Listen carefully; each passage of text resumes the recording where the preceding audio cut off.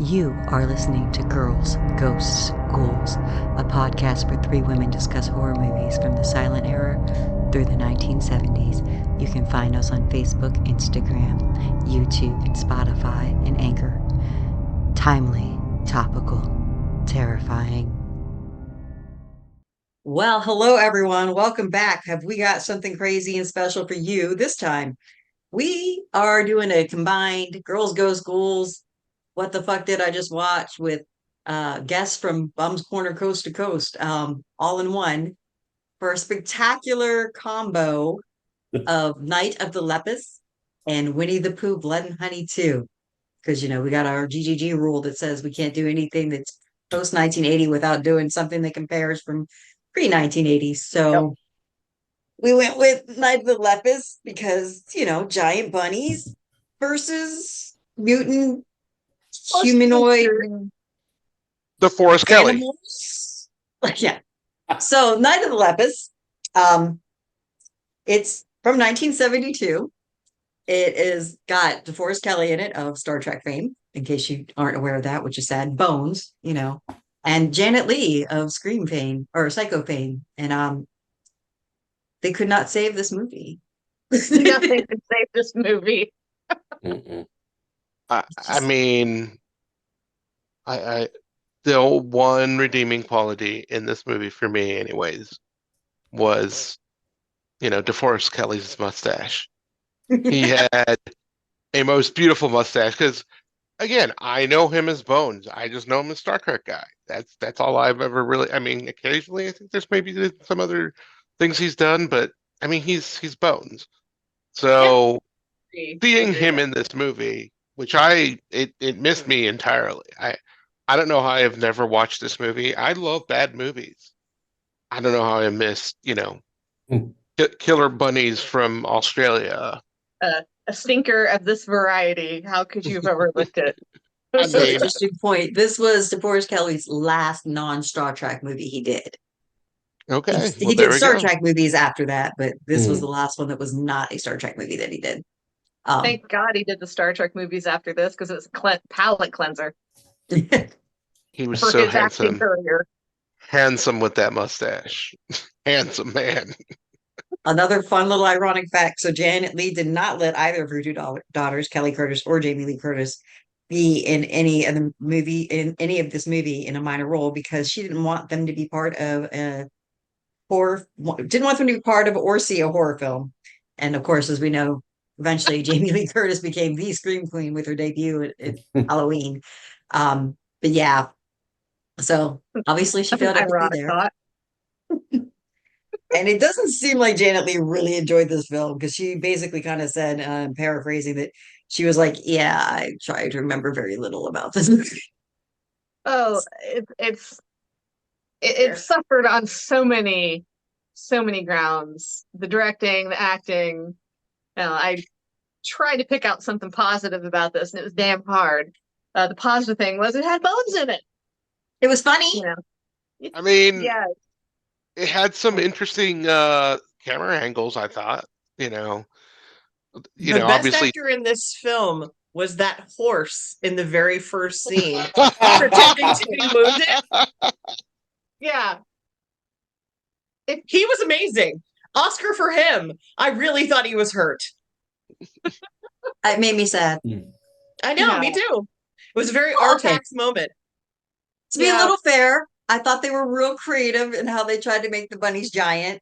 Like, they basically used the miniature set and had regular sized bunnies tromp all over it. Yeah. I'm a huge fan of practical effects, and that was phenomenal. For the time, that was top notch. Yeah. I agree. I thought that's why I said some of the shots, especially the end with the carnage and everything, just watching these like big bunnies attack. I also liked the pause when they were attacking people. Right. The yawns for the roaring bunnies. Sorry, go ahead. Yeah. I spent a little bit of time in the beginning of the movie during the research yelling at the screen.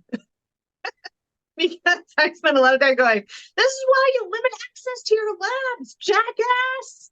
Yes. Oh, So let's illustrate. So, like a quick summary of the movie. Basically, um, they had poisoned coyotes on the ranch, and then, of course, since they had poisoned coyotes, there was nothing to keep down the rest of the wildlife from living up, such as rabbits. No natural population control there. So the rabbits overran the ranches, and the responsible rancher was like, I don't want to just poison them again. This is just a bad plan. It's bad, like, you know, for the ecosystem is basically where he was going with that. And he's not wrong. So Yeah, they go to this person that was controlling the bug population naturally. Basically, he was training bats to go to areas where there was high mosquito populations. But anyway, and he's like, I don't really do rabbits, but we'll try. And so they put an experimental, well, they had control groups and they were trying to hormonally control the rabbits to have less of a drive. You know, they had a control group and valid they had approach. their test group, and then they get an experimental serum, which no one really says what the serum was supposed to do. And they have a little girl in their lab that's their daughter who likes bunnies. So she specifically said, I like the bunny that you're about to test, please don't. And she gets completely ignored. So they put the experimental serum that does they don't know what into the control bunny or into the test bunny that she likes. And she decides to trick them. So when her parents aren't paying attention, she takes the test bunny out of its cage and swaps it with a control bunny. And then is like, can I have one of the bunnies? Because you promised me one and you're about to kill them all. And they go, sure, we'll just give her one of the control ones. And of course, she picks the one that is not, in fact, the control bunny, the one that's the sneaky one that she swapped. And she walks out the door. And not 5 minutes later, her friend who hates the bunnies because they're destroying his ranch knocks it out of her hands and it runs into her burrow. And then you have giant mutants, killer carnivorous bunnies. Yep. That they have to kill. And that's There are about, so many. You hit the high theme there. That's about all of it. I know that rabbits are prolific procreators. Like, I understand that. But literally, it's been 5 whole minutes on screen when there is now a giant bunny. The giant bunny explosion Science. population. There's Science. don't hurt Rebecca like that, Mike. Yeah. I call that- got like the the stabbing pain right here thinking of that. I call that movie magic. It really was magic. Yeah, that's when you Because- gotta just wave your hand and be like, okay, let's just You know, Assume- just because. I Why? like that. Because of movie. Because of Right. movie. It would have made more sense if in the next scene the two children had been like adults and they're like, let's go see whatever the name of Captain Billy. Which sounded like a Yeah. pedophile. I'm like the whole. I'm like, The way the little boy from the ranch like coerced the daughter of the scientists to go to that mine was creepy as shit. I mean, oh boy, was just it creepy. like triggered something from my youth, but the fact that he's like, oh, I asked your mom and it's okay. Let's go to the mine, and off she went. Ping. So, I mean, And That's why the they little- gave us those after-school specials in the 80s. Mike. Yes, see, so if So this was before all of that, so it's okay. that's true. That's true. On the 80s back to school specials or after school specials. Then he says, you go into the shaft. I'll take the. And I'm like, you're going to die or be molested. Don't go into the mine shaft. That's why it was that double entendre. You go into the shaft. And then Which they just I'll say Captain Billy. Yes. Yeah, it sounded made up. I'm like, Mm. you know, Captain Billy was not a good person anyway. That's all I'm saying. But also, I That will man say this: deserved that to it die. did have a little moment for me here and there because I got traumatized as a child by watching the cartoon Watership Down. Oh no. So, So sorry. you know, it didn't really scare me. That moment was like, oh, it's not this. I'm remembering the terrifying fucking bunnies from Watership. But these bunnies were not Murder terrifying to rabbits. me. Yeah. They had ketchup for blood, quite literally. Mm. They would use that for Um, soaps on them. No, that's the thing. Some of the special effects. Back to Well, my that was the point. bunnies. The people, they weren't using ketchup. Yeah, The no. bunnies, they used ketchup. That's like 60s, 70s. Like, I love that like over crazy like hyperistic blood. That's just like Mhm. real blood doesn't look like that. It's just It looks like it's just so over the top blood. And I mean, again, back to filmmaking, or so to speak, we don't get movies that are actually in film. And so watching how vibrant this looked in film, I thought that was a good point to this movie. But I have to pose the question to the group. Who else besides myself was this their first viewing of this movie? Okay, okay. Because I know other people have said, "Oh my gosh, I know that movie." And I'm like, how did this movie escape me? Who That's a good enjoys, question. you know, movies like Blood and Honey, which we'll talk about, and Blood and Honey 2. So when I mentioned Yeah. to my husband that we were doing Night of the Lepus, he said, "Oh my God, that movie is famous in my family." It apparently did reach a kind of cult status after a while, so that's probably where that came from, Betsy. So we mentioned it to his dad, and his dad went really loud. And then he's like, "We saw that in the drive-in." So apparently, it was like famous in his family, this particular movie. So it was really exciting that he finally got to watch this movie that his family held in such high regard. now supposedly, based on the trivia, this movie is playing on the TV in the background in The Matrix in the scene where he visits the Oracle. I don't Well, now really I'm know gonna if that's have to pull true. my- That's what IMDb says. I I don't would- know. I I'm gonna would- have to pull my disc and check it out. I would actually believe it because there was so much stuff going on in that scene that I would believe it, because they do have rabbits in that movie, if I remember right, don't Yes. they? Yeah, Well, they make it's very allusion to very Alice funny. in Wonderland. Sorry, Yeah, go well, ahead. besides that, but I know there's actual rabbits somewhere on the ground in one of the scenes, if I remember. It's been a while since I've seen those It's been a while. movies. Same. But yeah, like I said, I was just so surprised, like how this actually does have a cult following, does have its, like, people are like, "Oh my God, yeah." And my favorite is when you talk to different people about this, the different pronunciation of this There's movie. Lepus. Yeah, I Hmm. don't know what the correct pronunciation is. I've been saying Lepus, but maybe I'm Yeah. wrong. I've It's heard Latin, Lepus, so it's a dead language. Lepus, It's not spoken, so you could say it any way you want. and someone called me and said, "Oh, lupus." I go, "Well, no, No, that's that's not a right." disease. No, I go, "That's exactly what I said." I said, "No, that's a disease." I It That know is probably it what would my have phone been a likes to better autocorrect it story, to is actually. lupus. It Yeah. does not but like lepus. but it Lepus. doesn't resemble that. Yeah, neither did mine, Jenny. It drove me nuts. So yeah, But through most of our again, conversations, it says Night of the Lupus instead of Night of the Lepus. yeah. But I did think it was interesting how, if you really watch some of the scenes, it did kind of also mirror Night of the Living Dead. Like, the ending really got me. I was like, this really feels like Night of the Living Dead. Mhm. I have another point of trivia for you. Apparently, it was supposed to be a Night of the Living Dead knockoff, and it was something along the lines of Night of the Lepers. And then Okay. whoever the producer or director, somebody, I forgot what it was exactly, was reading it, spilled something on it, and like thought it said Night of the Lepus and was making a joke with his daughter about, zombie bunnies, killer bunnies. And his daughter was like, "Oh man, do it. We got to do this." And they rewrote the script. Oh, well, there you Well, go. Again, this is IMDb trivia, so Mhm. your mileage may vary as to the truthfulness of it. but I it's a good story. mean, it sounds it felt like I said, that end scene, some of it just kind of, just the way they even like shot the bunnies, I was just like, this really feels like Night of the Living Dead. Well, it wasn't too long after Night of the Living Yeah. Dead was 68, and this is what, 72? Yeah. So Yeah. and Night of the Living Dead, very popular movie, was shown in drive-ins, you know.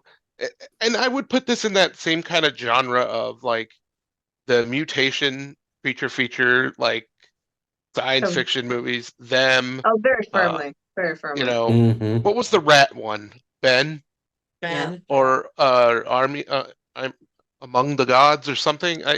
Food of the Gods I'm is probably what you're Food of the thinking of. Gods. There you Yeah. go. Yeah, so it kind of Yep. like fed with all of that kind of like stuff going on in that time frame. Again, I'm way, old, but I'm not that old. the way they shot it with the rabbits, of miniaturizing the set and then just using normal rabbit size, it really made me think of some of the 1950s creature features where they essentially did the same thing of, like the giant ants or the giant moles or whatever the hell it was that week. So it very firmly belongs in that same category. I don't think, with the exception of, colorizing it, I don't think there's a lot of difference between those kind of films and this one. Mm-hmm. Right, and some of these other like actors were apparently like seasoned Western actors that were in this. Yeah, because so the it's like, director had more yeah. Western experience, so he's contacting people he knew, and I'm sure they regret it.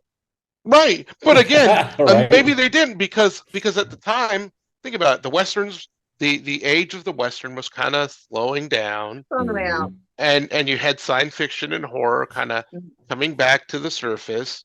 So to me, I was like, okay, I'm starting to understand this movie a little bit better. I mean, Yeah. admittedly, I did not do a lot of research on it because I thought I'm gonna watch this blind. I didn't even watch the trailer. I was like, all right, I'm gonna trust you guys. Killer bunnies. I figured, hey, I made you guys go watch Killer Pooh Bear and killer other things that we'll be talking about soon. Yeah. One other fun fact I thought was creepy as hell, but funny. As a promo for this movie, they gave out Lucky Rabbit's feet with red paint on it to look like blood. Awesome. Which I think that's hilarious. And I feel like they're probably going on eBay for like, $1,000 or something. Delightful and wrong. Yeah. I would like to have one of those. Yeah. I mean, Pet the rabbit. But, so anything else we really feel like we need to talk about this? What you can really say. The end, the grand end. So basically they try to blow up the Warrens, but don't do that successfully. You have a stampede of giant bunnies terrorizing the town, breaking into houses and stores and eating people. And then the guy who was supposed to be the genius behind finding a way to call the rabbit herd without actually poisoning them says, let's make a giant electric rabbit fence and use the train tracks to do it. And then they herd all the bunnies into the electrified train tracks, and then you have bunny electrocuting carnage and the end. Basically, Yeah, they have a little dating on at the end. Finding ways. So, question about that scene, and I skipped dinner to try and wrap this movie up, so I was hungry by the time the ending came. But so you have all these giant rabbits running over this electrified railroad track, right? And they're dying as they hit it. So would it smell like burnt hair, or would it smell like it would meat? smell like burnt hair? I mean, I was wondering, like, I'm wondering, like, if I was up on the hill with the binoculars with the army, like, would it be delicious smelling? No. Or It would gross smell more smelling? like burnt I mean, hair. the 2 times I've ever ate rabbit, it didn't have any hair, and it was delicious. Yeah. So yeah, You would skin them normally before you would cook yeah, them, you so would skin probably those. predominantly be smelling the burnt I hair. get that. So I was just, I was wrapped up in this. Like, so if they're being electrocuted, would it cook them inside out, or is it frying the hair and that's just waves of burnt hair throughout the valley? Waves of burnt hair. Yeah, waves of burnt hair. Not that we've burnt rabbits, we just have smelled. Interior wise, you would have some burning. Part of it would be partially cooked, because I mean that's what awful trivia with executions. The body temperature is so high afterwards, they got to wait till the person cools down. So right on. Okay. That, and now they have a new way to kill crops because burnt hair. Exactly. The fumes of the burnt hair killed all the right animals that needed to die. Road Flare Bunny, he would have stunk to high heaven. I know. I didn't realize bunny hair was so flammable. There's a scene where she chucks a road flare at a bunny. Just boom. Tons of it. One just explodes into fire, basically. Right. I know They that. had hairspray all over him to make him like some slick. Hairspray. Bang, bang, bang, bang. Betsy. I liked it. All right. Jokes write themselves. They do. So let's segue into the next one. So I thought it was kind of interesting because basically when you stream down these plots of these movies, you have animals that have threatened territory retaliating. Mm-hmm. Yeah. And so that leads us into Winnie the Pooh, Blood and Honey too, Well, which and it also and that also mutations, the genetically altered. mankind keeps fucking it up. Yep. Stop Good playing point. God. Quit it. So yeah, now we're into Have Winnie you- the Pooh, Blood and Honey too. So main And event time. Pow, pow, pow, pow. yeah. So as you may or may not recall from the first round, I am not a fan of Winnie the Pooh, Blood and Honey 1. And although most of my cohorts were impressed by the sequel, I was like, well, this is like saying that this smells a little less bad than sick shit. Then burnt hair. Then burnt Yeah. hair. You know, It was it right still there, sucks. Jenny. Then And they burnt could have done hair. better. So I'm gonna just say my two major complaints and then let you guys go because like I want you guys to talk about why you loved it and why you hated it. But one of the things I don't like is I don't like a lack of plot continuity from 1 to 2. So there is some continuity, but also now we have a change where like the first one we have, you know, Christopher Robbins was friends with Pooh and people, and they were nice, gentle, wonderful creatures. And then they got bad because they started starving in the woods because Christopher had basically tamed them. And when he stopped showing up, they couldn't eat anymore. So they, ate Eeyore and then just started eating all humans that came anywhere near their territory. And there you have it. And, then they capture Christopher Robins and torture him with Eeyore's tail. And, and then the next thing you know, more in Blood and Honey too, it goes from that to, oh no, they were always savage killers. You just blanked it out as a child. Well, they did kind of And explain it. I mean, no, they did, but they again, did badly. It was just bad. They could have the left it story alone. the Like they story didn't need is to add that part to it, in my opinion. And also, Christopher Robbins had a brother that disappeared when he was a child, along with 10 other kids that is never even hinted at in movie 1.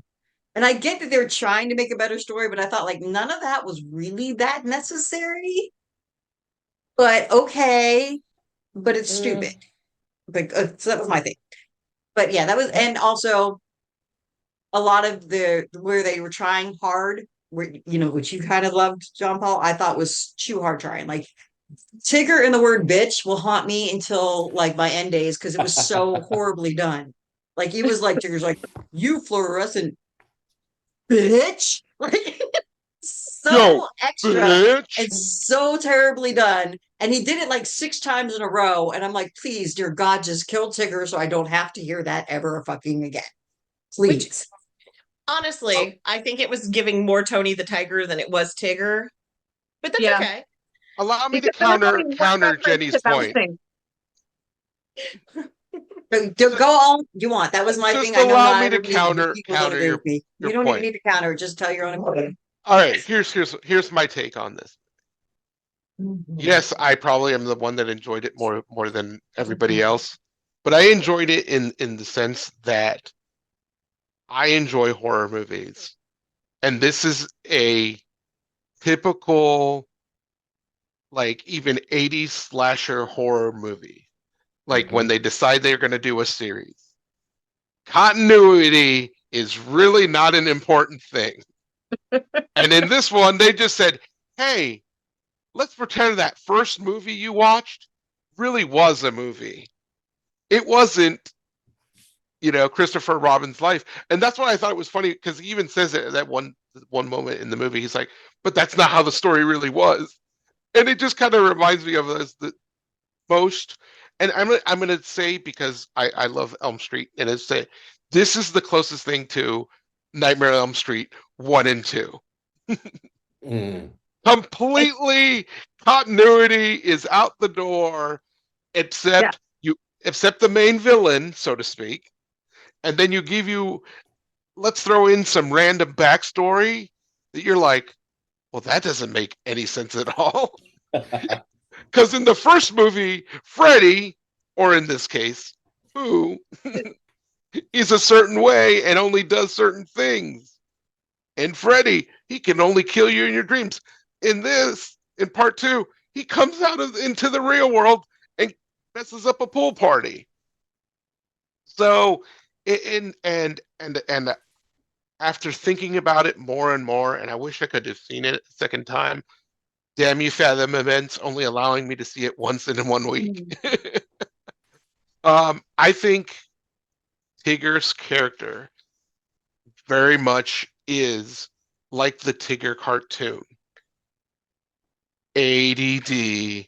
And that's why like his pausing of his bitch was also Tony the Tiger, and also like too much hyper that it's like can't contain himself, that it just comes out and you're like, oh, that did come out badly, but they're gonna roll with it. And they upped the game in terms of, hey, that first movie was only a $500,000 budget. We're gonna take that $3 million that we made in that from the first movie and up the ante. And I thought, all right, they do I wish some of the kills were a little brighter? Yes, but budget and movie. My nephew just sent me a text and it just flashed up on the phone saying, I'm watching Winnie the Pooh, Blood and Honey. Did you tell him sorry? Not yet. I've just decided I'm never watching the first one. I told him the first one was very, very bad and that it was awful for a horror movie. Now, I think the second one, honestly, the fact that they retconned the plot completely, I was fine with that because the first one was so bad. I didn't think they could get it any worse. They didn't. I think it's evident the director learned a great deal from making the first one. And I don't know if it was more money or practice or he listened to feedback from the first one. But but I felt like it was a little tighter for a horror film. They did actually have a nice little bit of oh my god, it's gonna happen, but I don't think it suffered near as much from the flaws of the first one. No, I would agree. They did not suffer near as much as the flaws. The first one basically looked like strung together Geico commercials, with the bad horror stuff where they were doing that joke where they run into the shed full of tools and stuff. Yeah, and this one was a little better than that. I mean, there was some obvious stuff like you're like as soon as they mentioned the geneticist, you pretty much figure out what the hell happened there. Oh yeah. The moment that comes up, you're like, okay, so I see where they're going to go with this. But here's a question for you guys. Oh, sorry. Go ahead, Betsy. I was going to say, also, when the mom complains about the daughter putting all the knives face up in the thing, I was like, oh, somebody's going to die. That was so great. Yeah. But here's something that is going to happen that I've been thinking about because I'm weird. But okay, again, I guess you're supposed to forget the first movie that happened. But the first movie, they ate Eeyore. And Eeyore is absent from the second movie still. But at the end of this second movie, they basically make it that these creatures are regenerative. Yes. So what happened to the Eeyore they ate then? Like, how's did they regenerate in their stomachs? Did they poop him out? Is he going to come back in part 3? Or maybe they just keep eating him over and over. Over and over. I mean, again, too much of him. Maybe there's a line. Things for part 3 to answer. Because there are so many questions that have to be answered by the third Or do you movie. think they just can't make a scary version of Eeyore? Because I'm trying to picture it, and I think it's a lot like Night of the Lepus, where the bunnies are never going to look scary. I don't think Eeyore's ever really going to look scary. I know. Hey guys, I'm going to stab you hard. Looks scary. I mean, they did make a horror movie out of a sloth, so I guess it could happen. But yeah, again, if I have a major complaint about this movie, is you either go completely serious, which kind of the first one was, or you go completely camp. And this one kind of kept going back and forth with the campiness and the serious tone, that I'm just like, go ahead, just go full tilt campy, because you already are using these fairy tale characters, and surprise, we have a third one, like I said, and they now have a universe coming out. Pooniverse. The Pooniverse. That's correct. I have said Pooniverse to so many people recently because it makes me laugh so hard. It's okay. I said it at a meeting during work last week, and people were like, "What?" my other famous reaction was telling my mother-in-law and my father-in-law, explaining them the Pooniverse and everything that's coming, and they Yeah. were just like, uh-huh, uh-huh. I Mhm. will text the And group chat after my nephew lets me know what he thought. and they're Yes. like, and you're married to our daughter, and we're a little afraid of you now. And rightly so. And rightly so. And rightly so. I feel Yeah. like by this point, nothing should shock them in terms of your movie watching. I mean, Right. again, I watch all kinds of movies, but yeah, this one's definitely one of those like, yeah. But again, I some of the kills were really gnarly and really awesome. I mean, When you can see them. yeah, when you can see them, that's right. And Uh, I have to mention, and we haven't mentioned this character, and we need to mention this character, but Al is the coolest and creepiest character in this movie. I want more Al I think I Well, would that's agree. the because problem though, because it's supposed to be Pooh, but Owl is clearly the leader in this movie. yes, Like Al he's the one exactly. that's Is he charged. though? I mean, Yeah, I and think the rest just seem to be backup characters. Well, Pooh's your heavy. I pictured Al as more like the Mastermind wise coach in charge. that is Yeah, like or he's not like in charge, but he's there to offer What's guidance. the what's And, the like- name of the character from Lord of the Rings? Wormtongue. He's the worm tongue of the yeah, Yeah. or I was thinking he's Jason Voorhees and Al is Pamela Voorhees, the mastermind, There you go. the person Yeah. who really is out for revenge. That No, this is he like, really had a vibe of being in charge. Like, because it wasn't just the whole now let's go get them. It was all kind of driven by Al. Like Well, and we that's watching what I'm also again, saying. have like maybe I'm we wrong, have but I really we felt have like Al was the driving force and there's overtly, like not just the 19 voice more behind the movies curtain. coming out that we'll Right, find out like we'll is he find like out. pushing We'll this get the whole little thing? pieces. Yeah, Yeah, we're well, just at the pinnacle of this we- giant plan that they have. this is really part one. I mean, it could turn out being the rabbits what's in charge. I mean, Just sure. Oh. Mhm. Or bring out, but we still haven't seen Rue. Rue's I was coming gonna up on say, the public it's domain. all gonna be so Rue. It's gonna be the Right. smallest one, the youngest one, who's gonna be like pulling the strings behind. So that is a question I had. They said 7 kids were taken by the scientists, right? So we've met Pooh and Piglet, Mhm. Eeyore, Yeah. Owl. That's Tigger. 4. Tigger. Tigger. There's 5. And is it Kanga and Roo the only 2 left, or is there somebody I'm missing? Rabbit. Yeah, we haven't seen Rabbit yet, I don't think. Okay, 'cause I so don't think they Rabbit brought and a Rabbit. kangaroo, either Yeah. Kanga or Roo. Rabbit Rabbit and and Rue. Rue. So Okay. yeah. Okay. So there we go. We got plenty of stuff Right? coming. Yeah. You know. I'm excited for where they're headed. And probably shouldn't be because And- it's like that Seth MacFarlane thing where you get too many projects going simultaneously and they're all garbage. So not like this is not Citizen Kane by any means, but I think it's but it's close. the top 3 maybe. If you're a middling talent, focus on one thing at a time and do a halfway decent job at it. But That is a very valid point with all the projects they've got going. That is a real risk. right. But again, I think it's announced that they haven't completely been greenlit. Pooh 3 Right. announced, but the next movie, which we got the teaser for, and then now anybody can go on YouTube and check it out. It got released this past weekend. Bambi the Reckoning. Mm-hmm. I can't wait for that one, honestly. That one looks absolutely awesome. even more Yeah. entertaining. Right. I'm actually really looking forward to Peter Pan. Mhm. I was drawn in by Pinocchio wearing a little boy's face to become I'm a real little boy, yeah. That to me, that screams you've got to watch this. That's Right. fun. And they're saying he's going to be like Chucky. So murderous Yeah. don't. Right. Yeah. I mean, Pinocchio and Peter Pan are indeed 2 of the ones that are ripe for horror material. I mean, I wonder, true, with Peter Pan, are they going to have it where Peter Pan slaughters the Lost Boys? Because once they age out, Mm.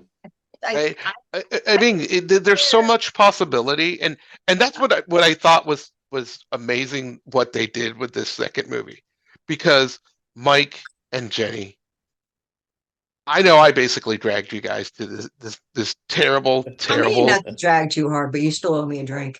I mean, I dragged you guys pretty hard to these movies. Mike especially was like, when he reviewed it, he was like, no, never again. And then we're like, part two's coming. And now it's like, now we have more friends that want to come and enjoy our crazy adventure. I mean, I also said never, never, never, after the first one, but I just think it's like a masochist thing. It's probably, you believe that it's going to be horrible, but you just have to watch anyway. And that's kind of where I came from. And at least Train wrecks are a wonderful thing, yeah, They don't call it rubbernecking for no reason. yeah. Right. Betsy is new to the Pooniverse. So actually, Betsy, give us your thoughts on it, since like you are not tainted by having seen the first one. So No, but I will doubt of make the you first see it one. soon, Betsy. Trust me. No, Like this. no. We'll I strap have you down. Betsy, go ahead. Can I start with part two? Here's what the thing that I took from this that is fascinating. The kid who played Christopher Robin, who I know is actually like really big into this whole thing. I think he directs a couple of these. Or is set to direct a couple of these. His acting is weirdly good for a film that is this. When he's crying over his parents' death, that was heart-wrenching. Like, was real pathos right there. And I'm like, how are you doing this? Why are you doing this right now? It is unnecessary. He had the most aqueous eyes I've ever seen every time he's in the chair at the at his therapist's office.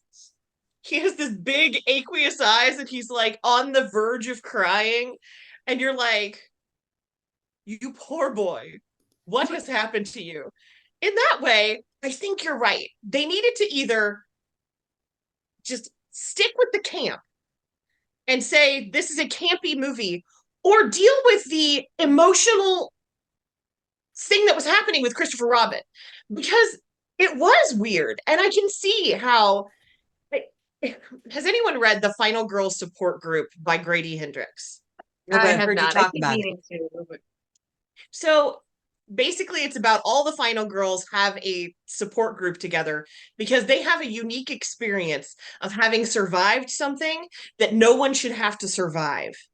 And so all of them then have films made of their life based on the fact that they survived these real life scenarios.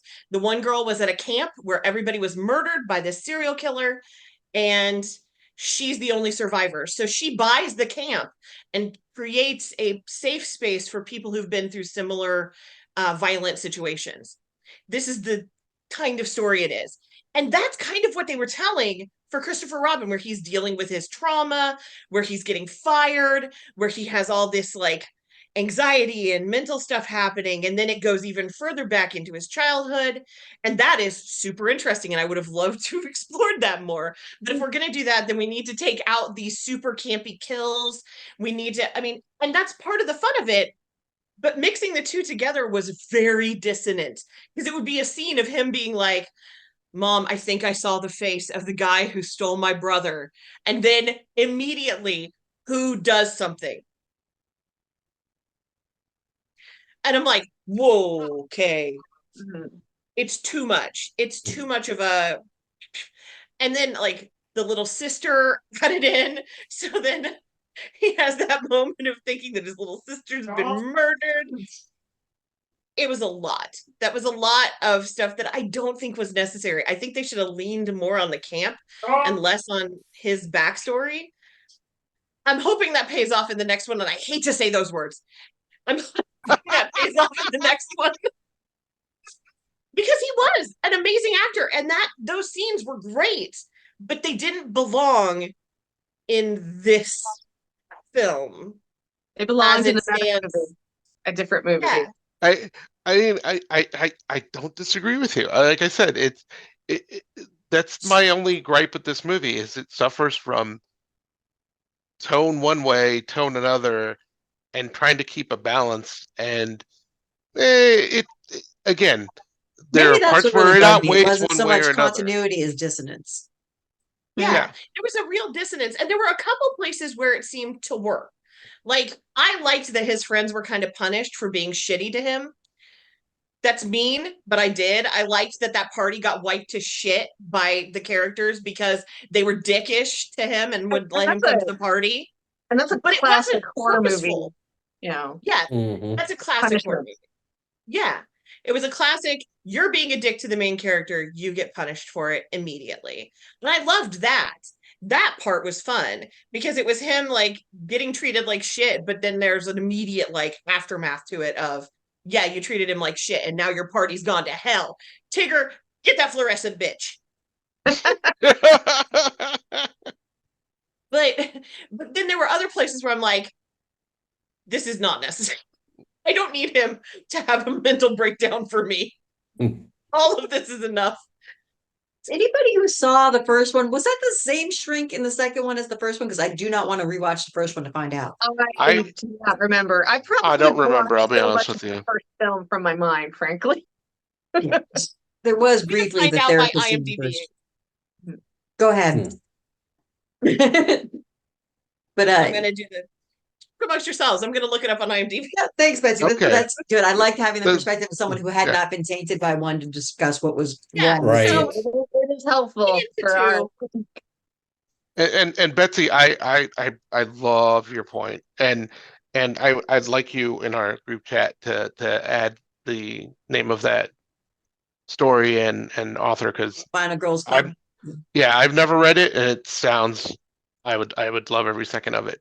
And if you do the audiobook, it's read by one of the final girls. Right on, that's so cool. But again, this movie, like I said, it just surprised me because it went from like, yeah, the first one was a weird, cringy movie and like made no sense. We all love that cool animated opening. That was the greatest thing that we could talk about. How great that was. And I think that's what these filmmakers decided to do. They took the criticism and they said, okay, well, let's shape our movie a different way. But and it could be also actually a cultural thing. They're very, very British, so they have to be very proper. Mhm. They have to have properness in their horror movies. I mean, and that goes for me even watching any kind of like old horror movies that are set in England, and it's just kind of like has that serious tone, but also has some camp. I mean, uh, Sure. you know, I mean, Wicker Man, I guess. yeah, but I'm also But thinking then this like, also is the home of Monty Python. So yeah, exactly. I'm also thinking of like some of the Hammer films, where there were some elements that are kind of like serious, and then they kind of do some weird, goofy stuff, and you're like, okay, cool there. hard for me to actually feel that Hammer took itself seriously, but maybe they did, and it was just I awful. mean, there was some. I mean, and there also was. there's Scream and Scream Again. So I mean, that kind of fights your point. I know. I get you. I get you. But I mean, even some of the actors they used for those Hammer films, aside from Vincent Price, Christopher God, Lee, Christopher Lee, and I can't think of the other actor's name right Peter now. Basil Rathbone. Peter Cushing, exactly.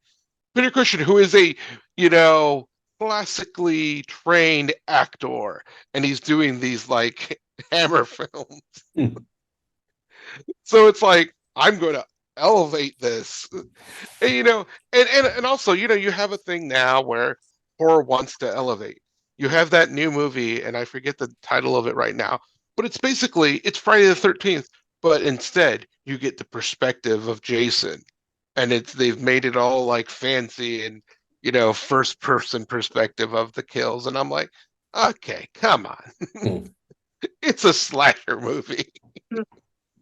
And again, this movie, could have just been a throwaway slasher. They tried something different. It needs to balance one way or another eventually, but we don't know. They've got a lot going for it, I think, and they definitely kept us all entertained and laughing. Mhm. Yeah, but alcohol may have contributed to that. I didn't drink. I didn't drink, so I think that was you, Jenny. I'm not gonna pretend like I I'll didn't drink. confess. I was half drunk on the first one, and it was nowhere near as entertaining as this one. Yeah, and we riffed the first So were one. you if fully we drunk recall. on this one, Mike? No, let's say 60%. But to your point, I think we're seeing the youth and the inexperience of the director and the production team coming to fruition. The that balancing act that Betsy was talking about of trying to give the characters the emotional depth that we want from these characters that we like on screen versus the camp of there was some, and again to your point, if we could have seen them better because it was so dark, but there are some really great kills in this movie, and that's not the vehicle for the to build your character and to stretch it out and to give them emotional depth either.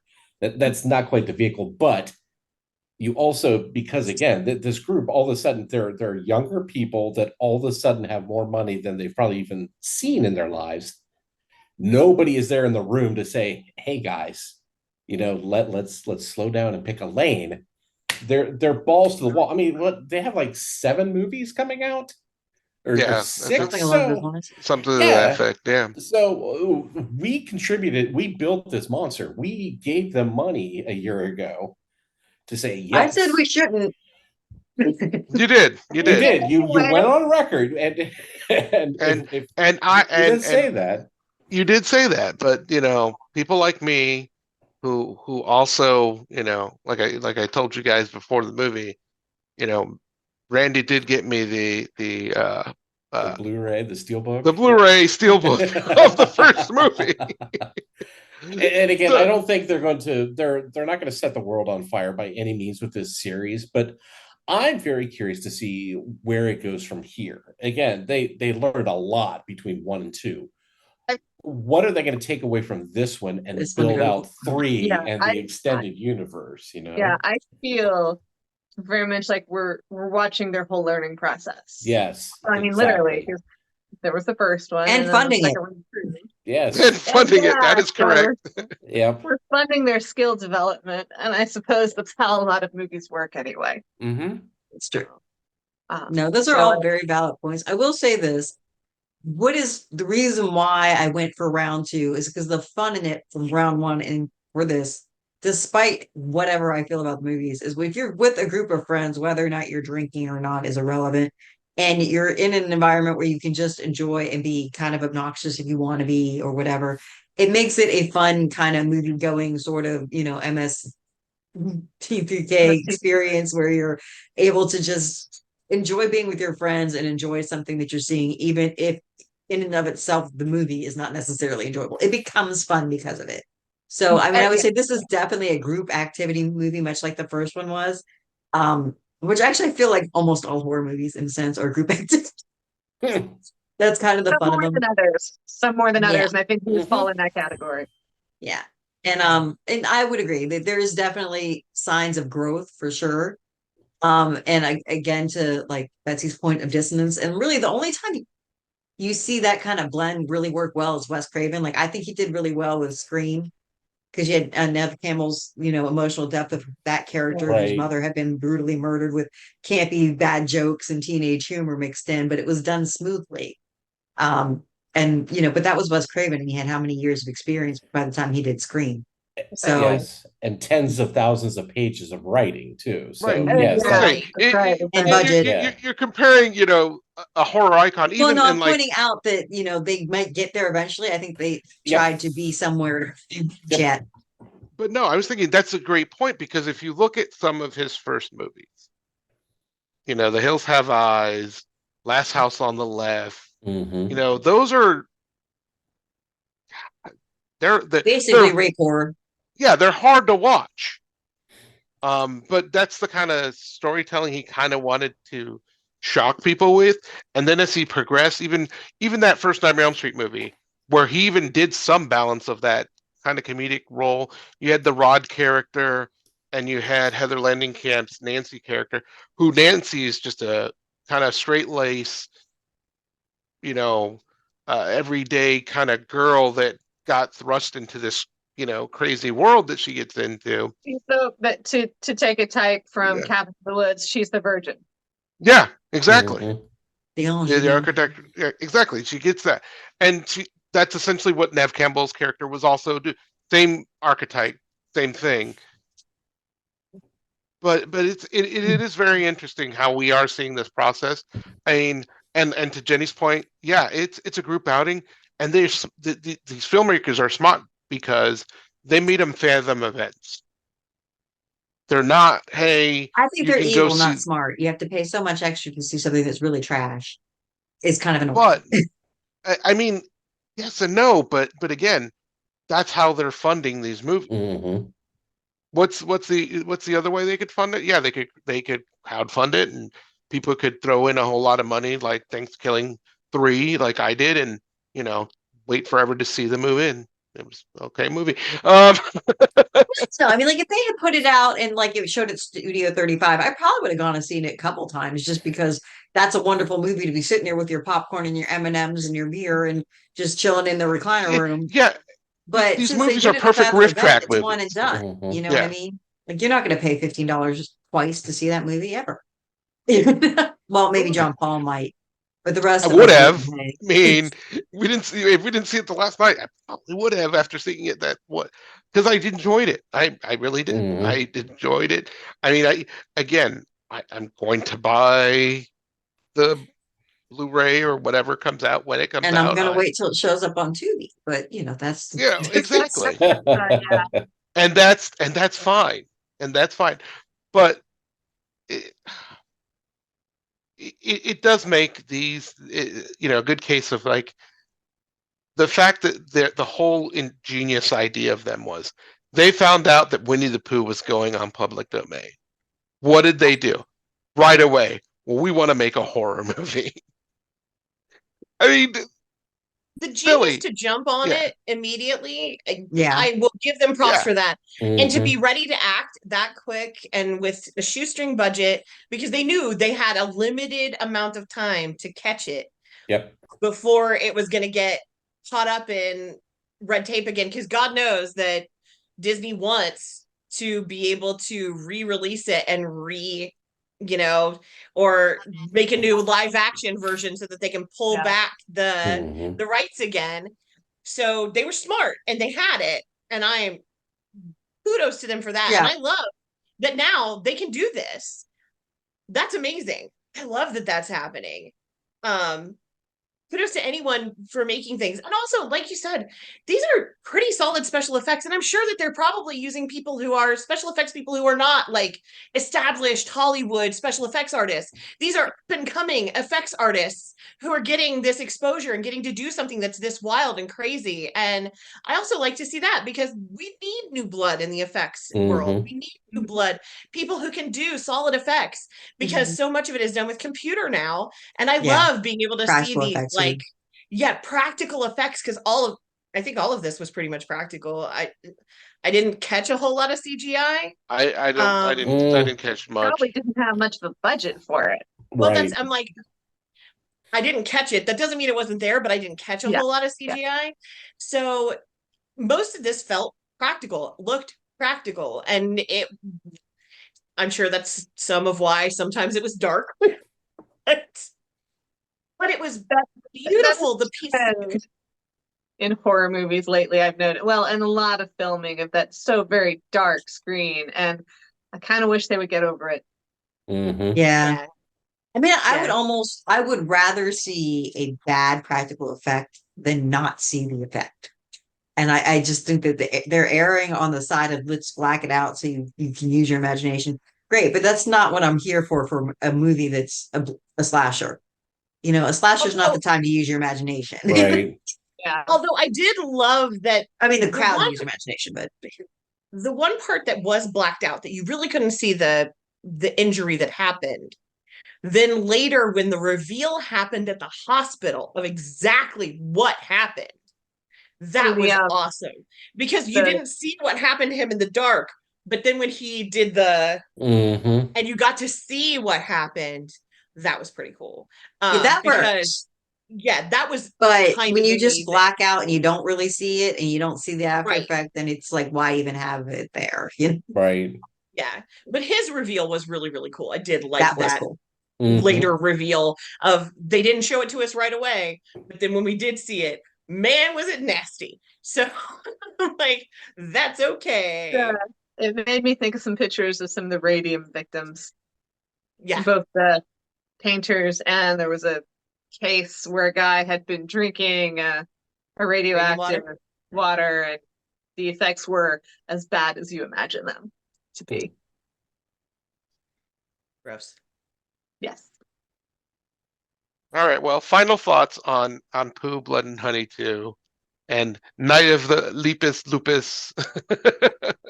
Night of the Lepus, don't watch it. Just skip it. Watch it. Watch it. But Scream? Winnie the Pooh, it's worth watching. Watch for the learning process, because I feel like we're being given an opportunity with this series to see how it grows and changes. I'm not sad I watched it. I will be perfectly honest. I've told people this. I'm like, I'm not mad that I watched this. My No. understanding, some people who saw the original one were a little bit like, I'm kind of sad that I wasted some time seeing this, especially if they watched it on their own. But personally, I'm glad I watched it. I will probably continue to watch these films against my better judgment. But I actually had a great time, and I'm not sad that I didn't see the first one because it gave me enough of what happened in the first one. I don't have to see it now, which is awesome because it's not as good. And I'll take your guys' word on it that they improved. Mm-hmm. Heads and Tails better than the first one. Killer Bunnies, I could live without them. I mean, that it was. I originally saw that actually on Chiller Theater when I was a kid. Like it was 1975, 76. So I was probably like kindergarten, first grade when it was on with Fritz the Night Owl. But yeah, don't watch that. Don't waste your time. Even if it's free with commercials, don't bother. But to Betsy's point, we're seeing something really cool here happening with this director and where they're going. And I kind of want to dip in and see what other weird shit is coming up on public domain that they can mess with too. You know, so far they've got this little batch, but if they're going to be, you know, like this quick and dirty production company that can put stuff out like Asylum, where the second like a blockbuster is announced, they're already boots on the ground making like the horror parody of it. If they can be a company like that, they can jump on things as they show up on the, you know, the public domain, then they could be like a big trauma at some point, you know, where they just snowball this activity. And I think it's kind of cool that we, you know, kicking and screaming, we're dragged into it at, you know, from You're day welcome. one. Yeah. And again, yeah, the first one was shit, but I'm kind of glad that we took that step to walk into this bigger universe now. So I'm in for 3 whenever you guys want to do it. After the first 2, though, I'm going to gummy the shit out of the third one so I have a little bit more fun. But yeah, count me in. Count me in.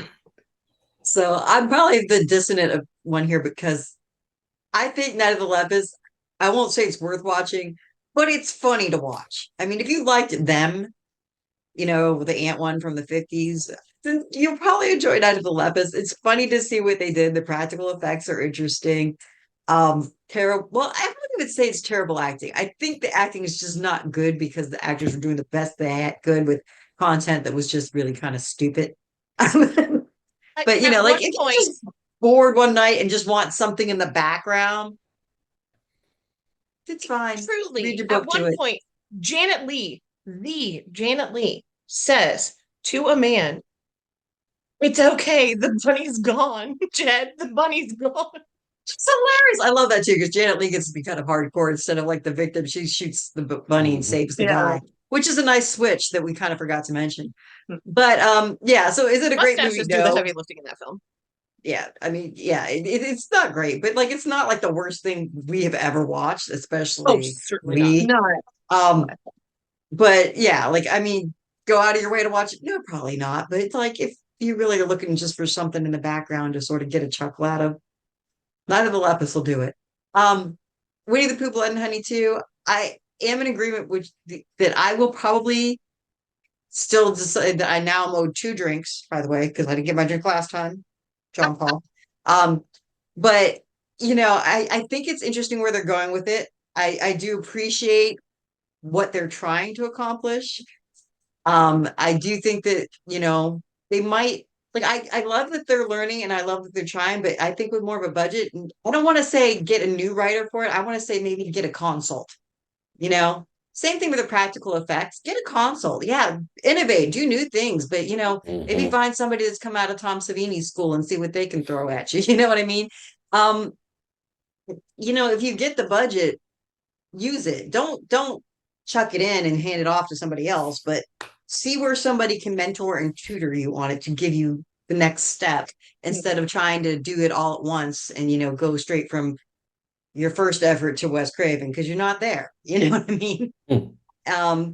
But I like the way they're thinking in a sense. There's some good thoughts that they had in there. Like I like how they put the non-believers in there so that this kid gets through this trauma, and it's kind of like a position that a woman is always in. Like if you're female and you ever had anything traumatic to you, somebody's always going to say it was you. Yeah. Didn't happen, or what were you wearing, or what did you do, why were you running around late at night? So this having a You're hero perceiving it wrong. having to go through what basically any woman ever goes through is kind of nice to see on film. I'm not going to lie about that. I don't know that they were thinking that way about it, but that's where my brain went. I like that they're trying to do the practical effects. I think they need to let go of, unless they're doing what they did that one time for that one scene that Betsy brought up, where like you didn't see what happened, but you saw the after effect. You're really just not gonna, you just lose it. Like it's just like, great. Looks like he was going in for one hell of a kill, and all I got was black screen, basically. Okay. I can read a book and do that. Thanks. You pay me, I can insert my views of what the thing should look like. But yeah, but I'd say, is it worth $15? I don't feel like it really is. But is it worth the experience with going with your friends and having a good time? It's kind of worth the $15. But if you're gonna go alone and just sit there sadly in the theater, I would say maybe wait till it comes out on streaming and invite your friends over.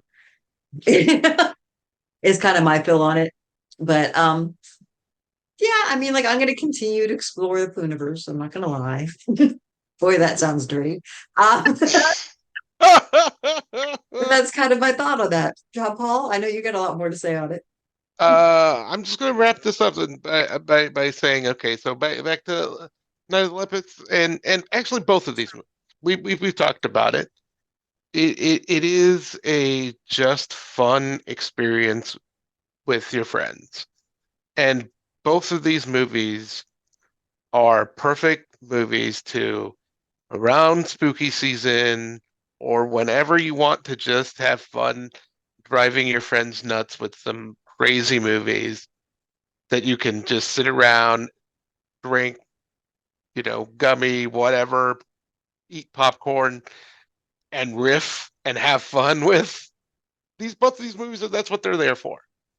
You'll kind of get over the darker tone of Blood and Honey too. Not to say that we won't surprise Betsy once with part 1 this way, hint, hint. But Never. I enjoyed them. Like I said, and like we talked about, watching the way the filmmakers in both of these movies, I think, do certain things that we haven't seen in a while in movies because CGI kind of rules the world. It's refreshing. And I do think from watching, I know when we watched Blood and Honey 2 at the beginning, they briefly talked about how they're improving some of the stuff. So they are getting one of the guys who does the animatronic for Chucky to be their Pinocchio. So they are going to start incorporating some bigger and better talent to help them out. Because yeah, they definitely could use it. But all in all, it it's a fun ride. Yeah, it's a $15 ride. You go out with your friends and you have a good time. Yeah. What surprised me more than anything else, and that's why I thought that we all kind of collectively enjoyed the second one more than we did the first one. When we watched the first one, we found ourselves riffing it more in this screening. I mean, because we even had those people behind us, if I remember. Yeah, it was We an were entire kind of theater going back event. and forth. The whole And 10 people in the theater were doing it. yeah, Mhm. exactly. So, you know, the second time out, we were like glued in because they were like, oh, well, they told us some funny jokes. Okay, we'll go with their funny jokes or their weird bitch, Mhm. their weird bitch delivery. So Awful. yeah, I I want to thank you guys because I know I dragged Jenny, who then dragged Mike, who then dragged, and who knows, by this time next year, we might have like double the size of people who we've convinced to go and see whatever the next universe movie, Bambi Dead and Reckoning. We do have to make honorable mention to Randy. He did actually come see it with us and he He was going to did. record with us, but is unfortunately not feeling well. So Yeah. The eclipse that's kind of messed excuse, him up, but you yeah, know. you That's what didn't know happens if when he you was supposed stare to at the change into sun. a wolf or not, you know. Yeah, that too. So on that though, I would just want to thank all of you guys as guests and going to the movies with us and and all of our different podcasts coming into one crazy night of fun. I love Like it. a Voltron of stupidity. I mean, yeah. So I love You're that. not The wrong, Voltron of Mike. stupidity. yeah, so if you guys want to plug your shows, go right ahead. Whoever wants to go, plug away. Well, I'll go real quick. You got What the Yeah. Fuck Did I Just Watch? And you got Girls Go Schools, and you will see this podcast on both of those pages. So enjoy. Go ahead, Mike. And stop over to bumscorner.com to listen to and now watch episodes of Bums Corner Coast to Coast, where we make fun of people's bad life decisions. So the episode that we just posted, a man was struck by a scorpion multiple times in the testicle in a hotel. And my overarching question was: A, does he have a suit if he tries to sue the Las Vegas hotel? And B, if you go through something that traumatic, you should get a superpower out of it. And what testicular-based superpowers should he have? And so we spent about half the episode talking about that, and then Prehensile half penis. the Oh, yes, half the episode trying to make each other laugh by making the sound that you make right before you start throwing up. So it's juvenile, it's stupid, but it's only an hour long and it's only once a month. So bumscorner.com, come by and check us out. which is better than a period. It's once a month, but more than an hour. Shit, you just got my tag. I've been working for 4 years to come up with the perfect tagline to put on bumper stickers, but I think it's better than a period. Sums it up so well. Thank you. You're welcome. I expect royalties. I guess with that, it's thanks for watching and have a good evening. We're recording on Eclipse Day, so if you had a chance, I hope you got to see the totality or at least experience the eclipse. And also, it's Rex Manning Day. So let's not forget that and say no more, me more. You have been listening to the Girls Go Schools podcast. You can follow us on Facebook or Instagram at Girls Go Schools podcast, on Twitter at Girls Ghost Pod. Like and subscribe to our YouTube channel, Girls Go Schools podcast, and find our podcast on your favorite podcatcher.